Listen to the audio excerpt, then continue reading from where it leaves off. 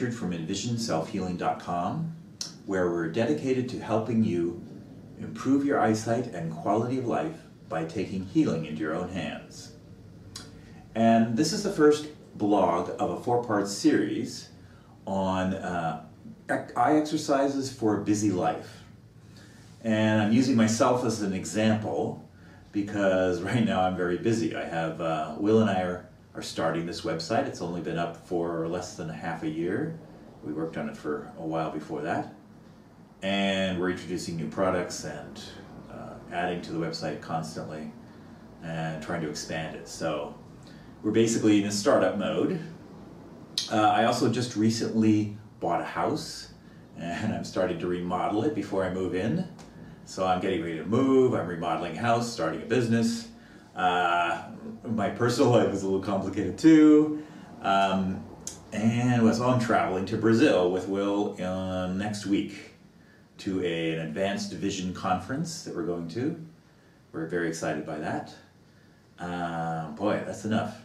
And I'm trying to do my eye exercises and balance the checkbook and things like that. So I thought I'd go through how I designed my eye exercise program and then how I'm fitting it into my busy life. So another thing I wanted to do is to sort of demonstrate how we approach creating an eye exercise program for someone and using myself as an example. So our approach is to use the eye's anatomy as the basis or the structure for deciding what needs to be done. So we've divided the eye into these 10 structures, anatomical structures, starting with the eyelids. So we're going to start with the eyelids, which is obviously the eyelids. It's the outside with the eyelashes on it. So in my case, looking at my eyelids, other than maybe I need some thicker eyelashes or something, who knows. But my eyelids are fine other than I stare a fair amount. Because I have a vision problem, a lot of people with vision problems end up staring as a way of trying to get clearer vision. It's not really the way to do it, but for some reason we do that. So in my case, I have to deal with a staring issue. When I first started seeing Mayer Schneider, that was one of the things they commented on, is that I didn't blink enough, that I stared. Moving on from the eyelids, we have the eye muscles, the extraocular muscles around the eyeball. And for me, like a lot of people, I look forward a lot and don't look around very much. And we're all looking at computers or books or something straight ahead all the time.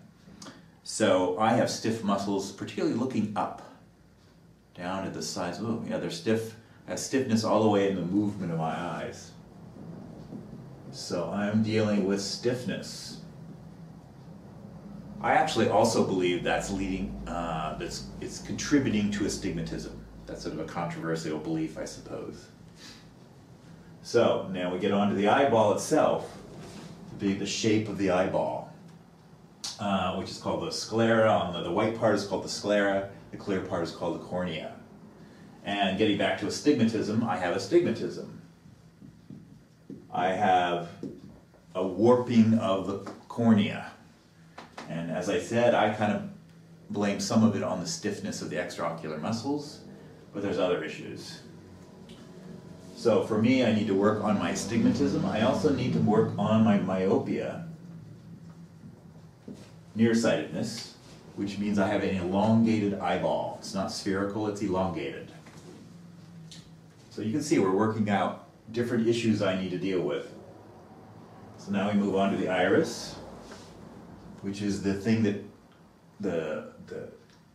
the muscle that restricts the amount of light coming into the eyeball. It's got two muscles, one that dilates and one that constricts. So this is the iris, and I have some light sensitivity that I'm dealing with. I am way better than really the average person on the street. I never wear sunglasses. But even so, I have a lot of work to do there. The lens, moving backwards towards the back of the eye. The lens, my main issue with the lens is presbyopia, which is a stiffening of the lens. So I have to deal with my presbyopia. Moving backwards again. Now, the lens projects the light back onto the retina. The spot in the back of the retina that sees the most clearly, that sees color, is called the macula. It's where the cones are. They're a kind of photoreceptor. And in my case, this is where macular degeneration happens and other issues. In my case, I have an intruding blind spot.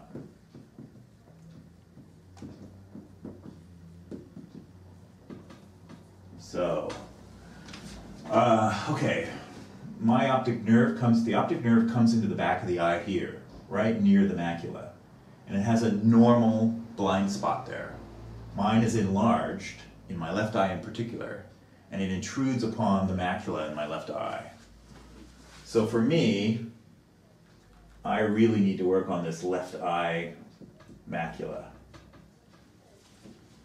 Okay, rods.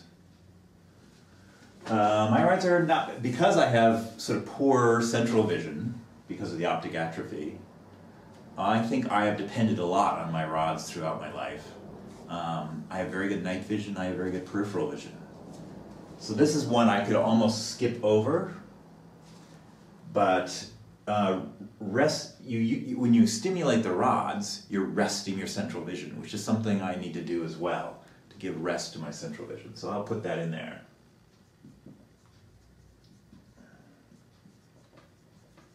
Something I need to work on. Okay, blood flow. This is something I do have to work on.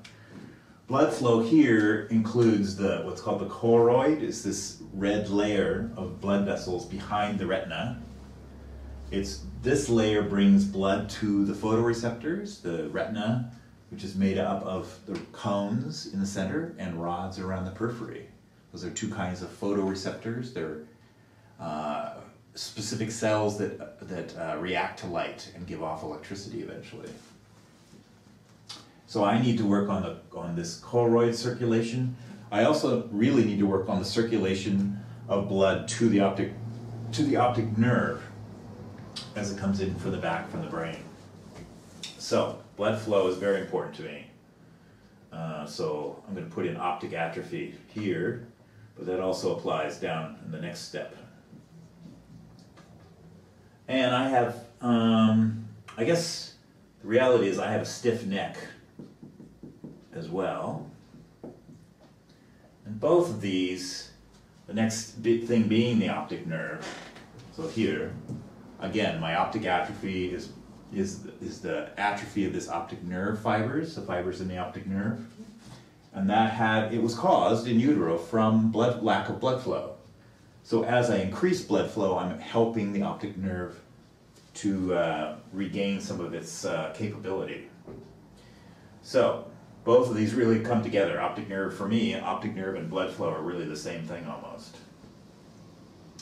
Finally, the brain, and we've worked our way all the way from the front of the eye now all the way back to the brain. And for me, I have a dominant right eye, so I need to work my left eye. The brain is what says, oh, I'm going to use this eye versus that eye. And it also is, the brain is where 3D vision is created. It takes the image from both eyes, fuses them together, and creates a 3D image. For me, I have a very dominant right eye, and because my left eye has more effect from the optic atrophy, my brain tends to shut off my left eye. And I see way better if I'm using both eyes, if I have more balanced use of my eyes. So I've gone through, we could do this with anyone. You could go through the different anatomical structures of the eye, see where you're lacking.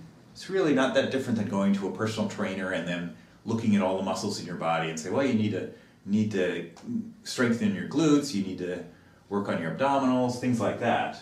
We're just doing the same thing with the eyeball. So, well, it's more like the whole visual system, including the brain. So this is my analysis of what I need to be doing for my eye exercise program. And in the next blog, I'll systematically go through parts of this and tell you how I'm doing the eye exercises and how I'm doing them within the busy life. So see you in the next blog.